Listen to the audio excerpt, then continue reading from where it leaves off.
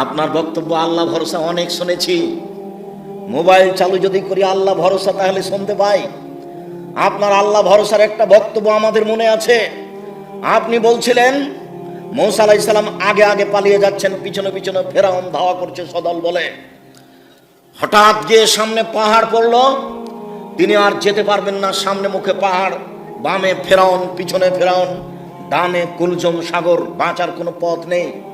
মূসা আলাইহিস সালামের সঙ্গী সাথী বললেন, ইন্নালা মুদরাকুন, আমরা আটকা পড়েছি, আমরা এখন ফেরাউনের হাতে বন্দী।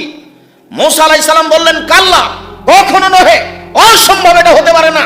ইন্না মায়া রাব্বি, আমার সাথে আমার প্রতি ভালো রয়েছেন, সাইয়াহদিনি, তিনি আমাকে পথ দেখাবেন। বাহ্যিকভাবে বাঁচার কোনো পথ নেই। কোন সাহসে মূসা আলাইহিস সালাম বলতে পারেন যে অবশ্যই অসম্ভব, এটা হতে পারে না, ফেরাউন আমাকে ধরতে পারে না? বাহ্যিকভাবে বাঁচার কোনো পথ নেই।